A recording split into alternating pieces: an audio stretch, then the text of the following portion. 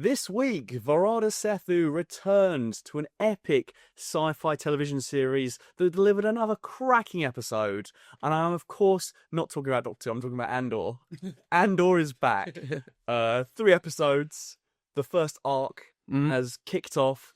And I think it's just as good as it's always been. Yep, I agree. Fantastic first set of episodes. I'm so fascinated by how Tony Gilroy structures these shows.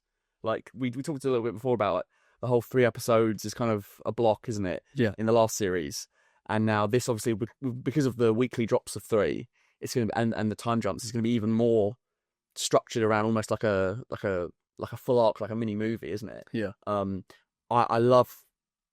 So, well, I guess we can dig into it a bit more after a little overview. Yeah. Full spoilers. All 3 episodes. For all 3 episodes, yeah. But just some of the cross-cutting between different scenes, where we start, where we end up by the end of episode 3, how it's sort of like every 3 episodes in Andor, it's like you go to a different planet and then you get a different cast of characters. I feel like we're going to go off somewhere completely different next week in the most exciting possible way. But anyway, that's enough for me waffling. What did you think of the first 3 episodes? No, I agree. I immediately, I don't know about you, feel like there's more money put into this season.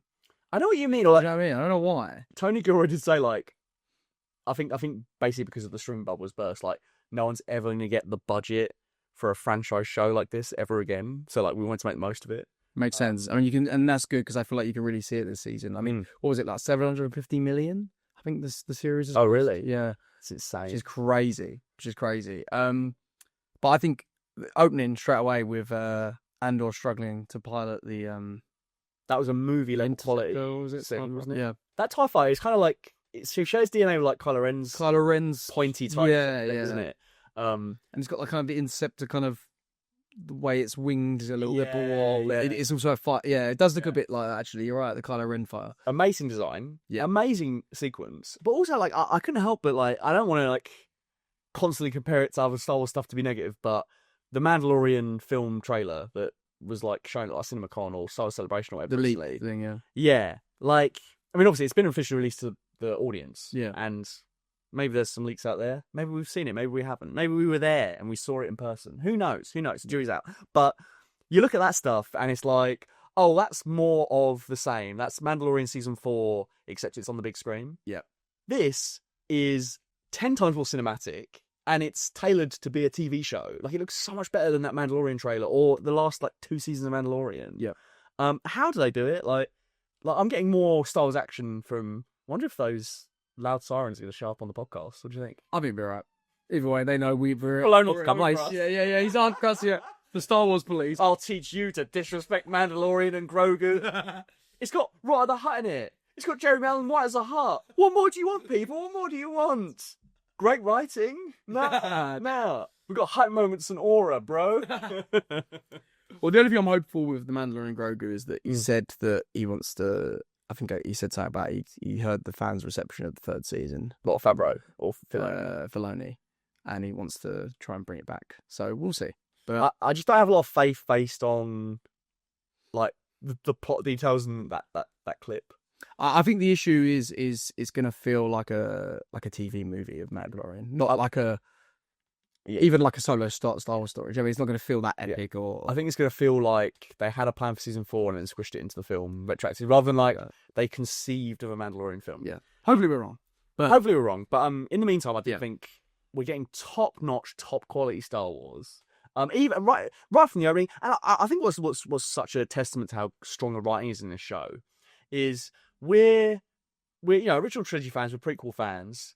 We love our lightsabers. We do. We love our Jedi. We love our Sith. We love the mystical side of Star Wars. Mm-hmm. We can't get enough of that. I think it's safe to say from both of us. Yeah. And the fact that this is kind of like almost exclusively the less mystical stuff, and it's the more grounded side of the universe, and it is just characters with blasters and like really like sort of grounded stakes, and it is this compelling. And I don't at any point in this show ever feel like, I wish we were delving into the Force a little bit. I never feel like that. No. Whereas I think it shows when the writing's been lacking in other Disney streaming shows, when you don't get all the Jedi and all the mystical stuff.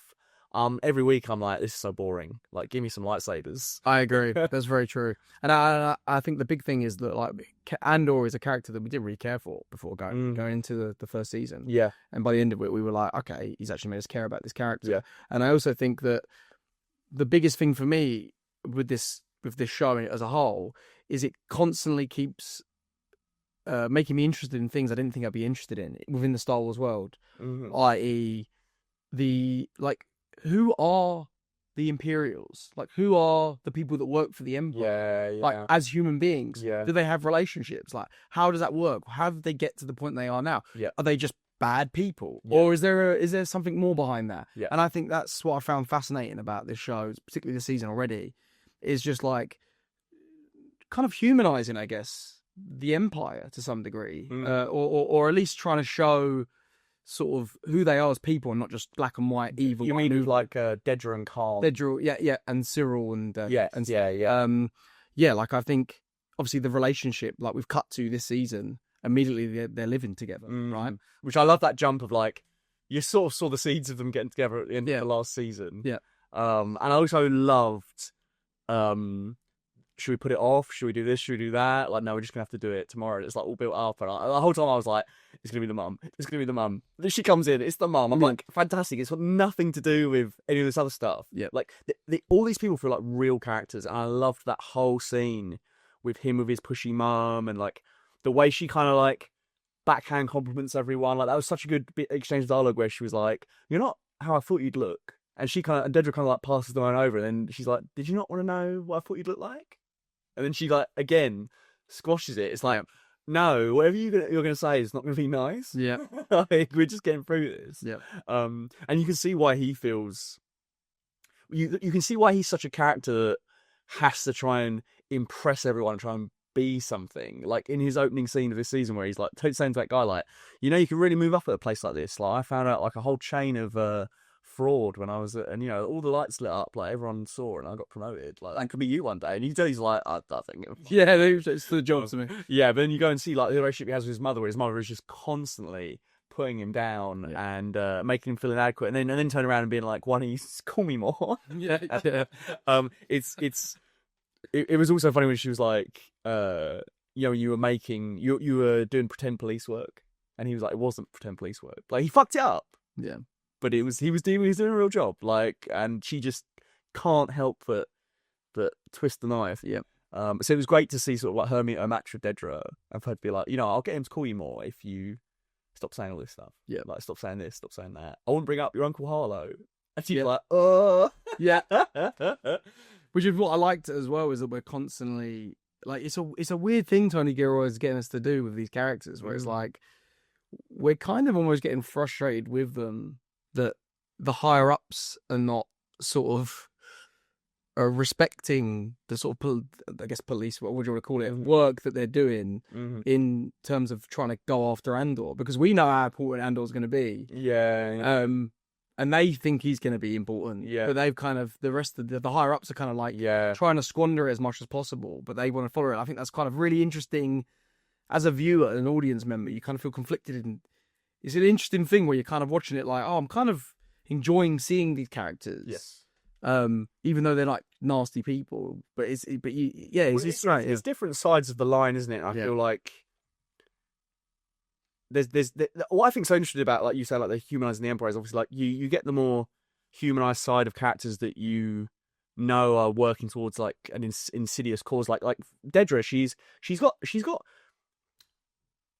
maybe not likable traits, but she's got like aspirational traits. Like she's very smart. She's very savvy. She's very efficient. Yeah, she's very efficient. And but then you hear her say like, what's the best way for us to destabilize Goran? It's to make sure the rebels are made example of, and like make sure they do the wrong thing, and that people know about it. Like propaganda will only get you so far. It's such a really sinister thing to say. Yeah. But you get like the three-dimensionality to them. But then also I think what's interesting is the kind of the sort of officers in the original trilogy that were sort of made to look a bit silly and a bit incompetent, and you sort of know them as the whipping boys for Vader to choke them. Yeah. I love that we're getting to see them boots on the ground in this series across the whole, and like you get to see just how evil and nasty they can be. Yes, exactly. Like, with obviously like what culminates at the end of episode 3 with Bix, where that officer like tries to sexually assault her and rape her. Yeah.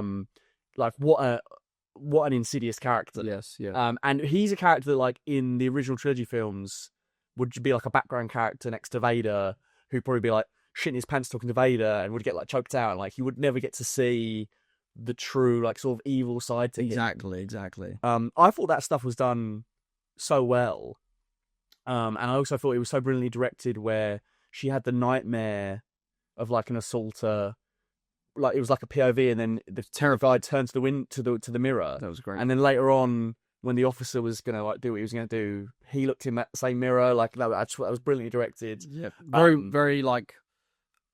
very horribly implied in a very impressive way. Getting around, because obviously at the end of the day, this is Star Wars. This is a kids show, but I do think this is the most adult it's ever been. I feel like this show specifically, like, I can't imagine a kid watching this. No, I can't be interested. Yeah, exactly. It's the most adult Star Wars has ever been, I think. Mm-hmm. Yeah.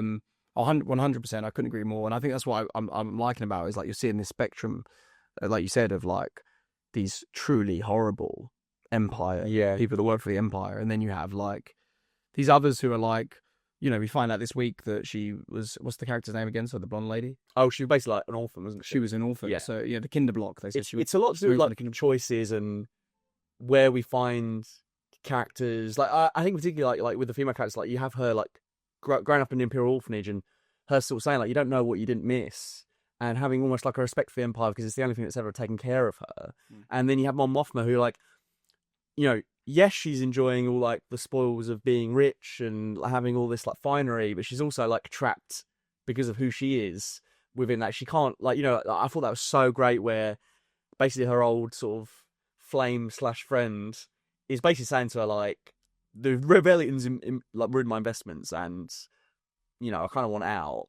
And she keeps being in denial of like, we just need to give him a number and we can get this all to go away. And like, as the audience is like, what Skarsgård is thinking, in that there's never going to be a number. No. The number is, we're vulnerable forever. Yeah. He has to be taken out. And I thought it was so brilliant when we had this like rocking dance track, which by the way, fantastic diegetic track. Yeah, it was cool. I love that. Yeah. In the middle of this arranged wedding, which again was something that she had placed upon her, that she had to inflict on her daughter. I was about to say, I think that scene was incredible. That kind of run in parallel, this kind of theme of motherhood with, like that scene with the mother with Cyril. Yes, yeah. And of her, Mon Mothma making sort of the same mistakes almost that her own mother did with her, and then her sort of actually being genuine to her daughter in that moment where she says, like, tries to talk her out of it. Yeah.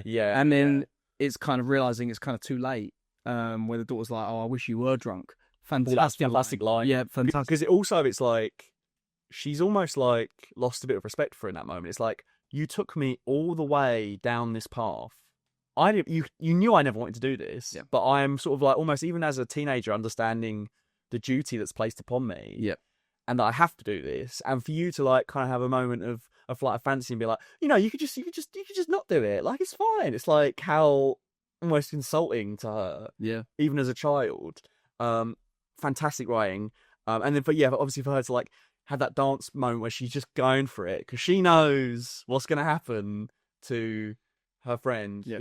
He's gonna get whacked, isn't he? By Verada Sefu. Yeah. Who I was not expecting to pop up again. I was actually wondering, because of when they filmed this, whether she would pop up in Andor again after the first season, because she's obviously the Doctor's new companion. Yeah. But so it's funny that we got a double dose this week. Yep. Fantastic actor. Yep. Brilliant. And once again, she was brilliant in Andor. Definitely. I just feel like there's so much to dig into because there's so many. Because we've got 3 episodes. It's quite hard to sort of pack this in. The one thing I do want to ask you a question of, just to quickly go back to sort of that first 2 episodes, the kind of rebels that he meets Andor on that planet where we think they're gonna have a tussle, and it turns out they're just playing a game of Star Wars rock paper scissors. I thought that was all great.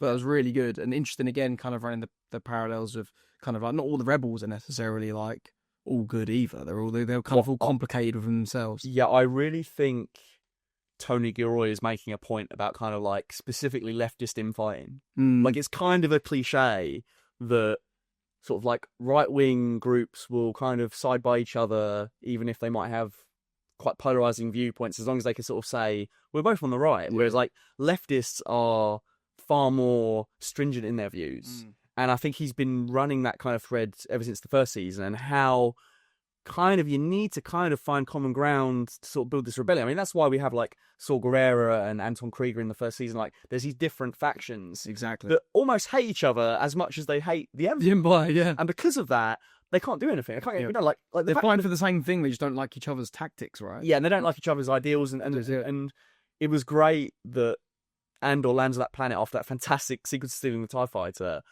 and he's only met with, well, where's the guy I was supposed to meet? Yeah. Well, you're clear test pilot. We're gonna lock you up, and then they're gonna fight each other. I loved all the tactics of like, we're gonna try and move the TIE fighter into position so we can shoot you. One thing I thought was hilarious. This isn't necessarily the episode, but I loved in the first episode that we had a British person canonically in Star Wars say, "Get stuffed." Yeah. Didn't think we'd ever see that. Yeah. No. It's also incredibly funny that the most adult show of Star Wars is where we get stuff. That's so true. But I also loved the thing that sort of kicks off the infighting. You know, where that guy shoots her. Well, I can't remember. I think she calls him like a liar or something. Yeah. In the last time on Andor preview for the second episode, the way they cut it together, she says, "Get stuffed," and then he shoots her. I just love that, like, if you maybe like had forgotten that moment and like you're watching the last time on Andor, get stuffed. Well, like he just couldn't have it. He just couldn't have it. Yeah. I also loved a little reference to I think one of the creatures in Return of the Jedi in Jabba's palace says "Ichuta." One of them says that. It's like the worst thing you can say, right? Yeah. So she was basically like shouting obscenity. Like, I think doesn't like isn't it in Empire in Cloud City? Doesn't like a C-3PO droid say it to C-3PO? Right?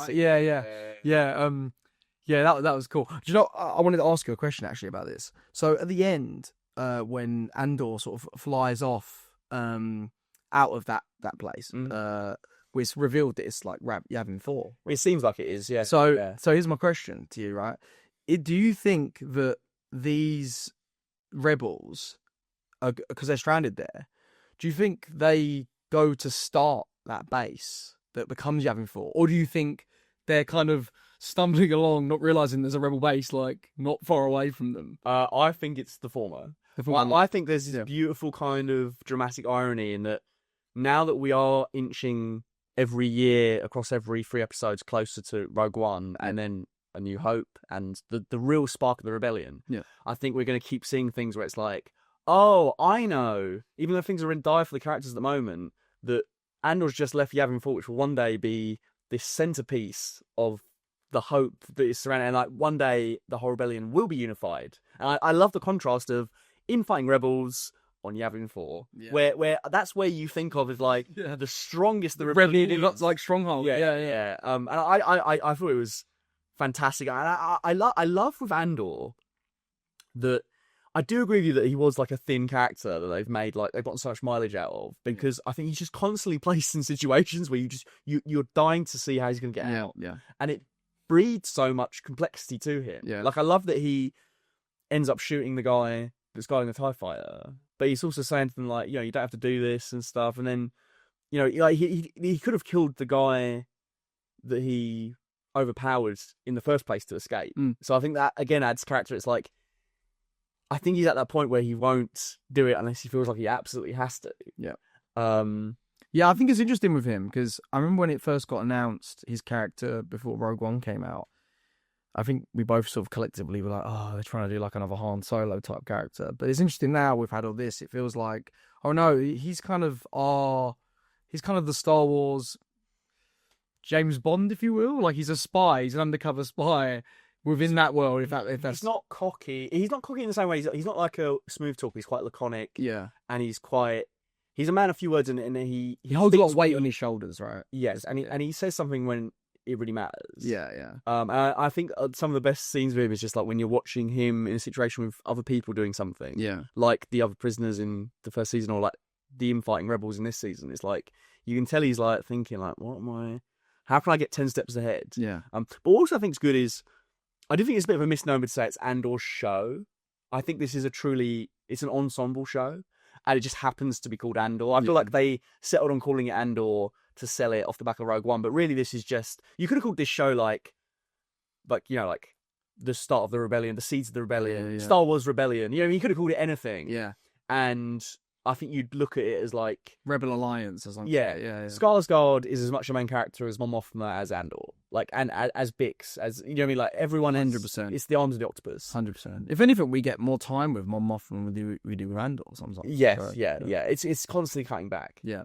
Speaking of cutting back and forth, I loved all the scenes of our boy, one of our faves, Ben Mendelsohn's back. Oh yes, yeah. Potentially camper than ever. I mean, yeah, one of the best things in Rogue One, and I'm so happy that he's in this because we really liked him in that. So, I mean, I love him as an actor. Great at everything. Yeah, he's fucking brilliant. He steals the show every time. Every fucking time. He's so good. He makes me want to cry every time I watch Place Beyond the Pines. Oh, same. Yeah, he's great. He's a phenomenal actor, and I love that he's hamming it up ever so slightly in this show.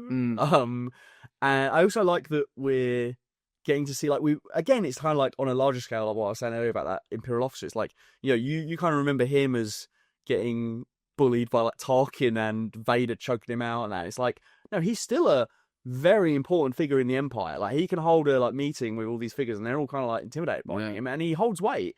And I also love that he'd just gone off the phone with the Emperor.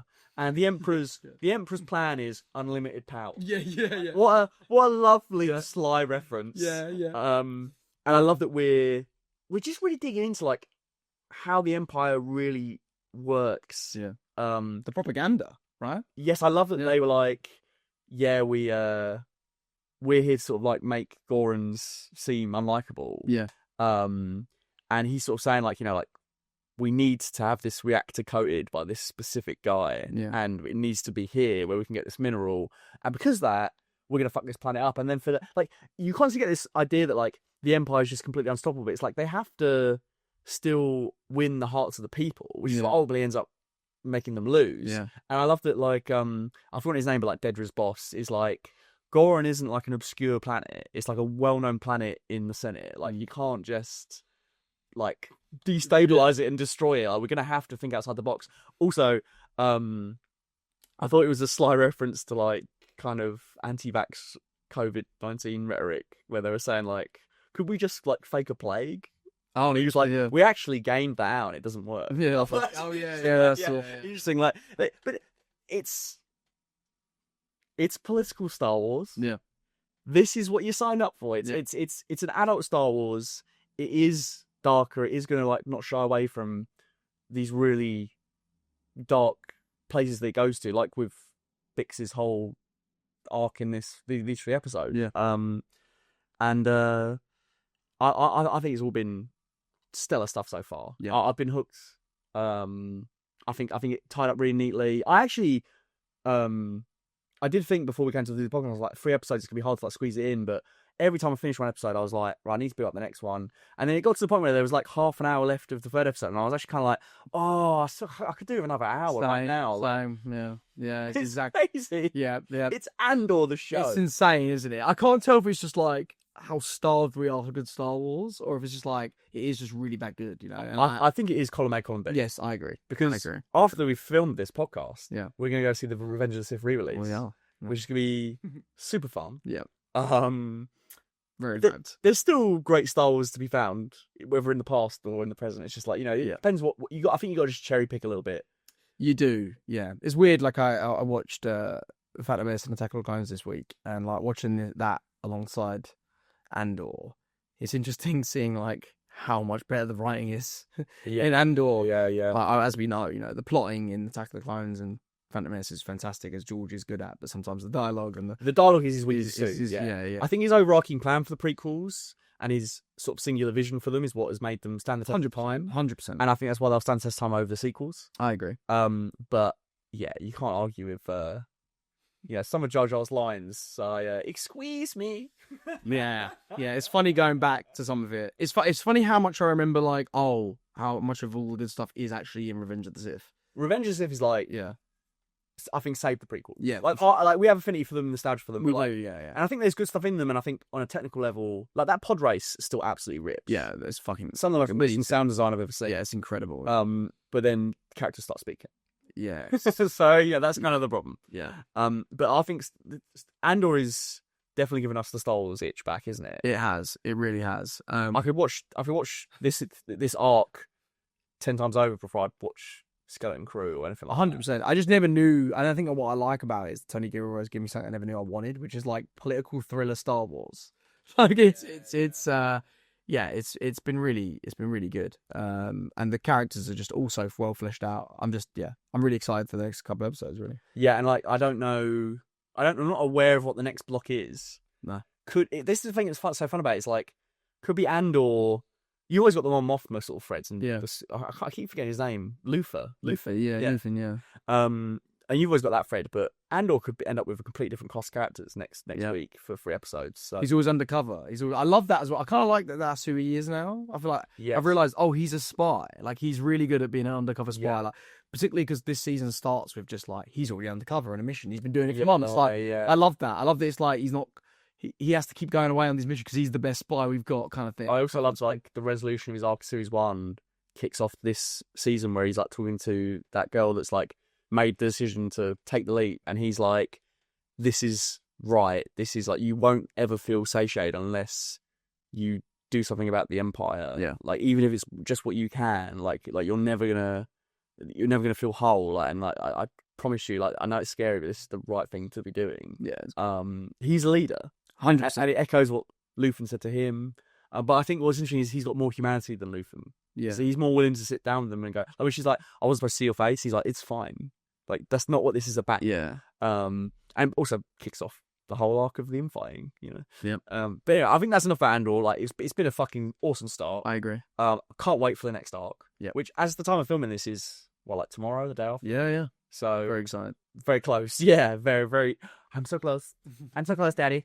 Anyway, a huge thank you to Dr. Chike and Peter Vaughan for being my full fat patrons. Your contribution to keeping the channel running is immeasurable. If you'd like to join the Patreon for exclusive goodies, early releases of main videos, the podcast, video scripts, and a thank you in the credits, then please head on over to patreon.com/fullfatvideos to choose one of the paid tiers.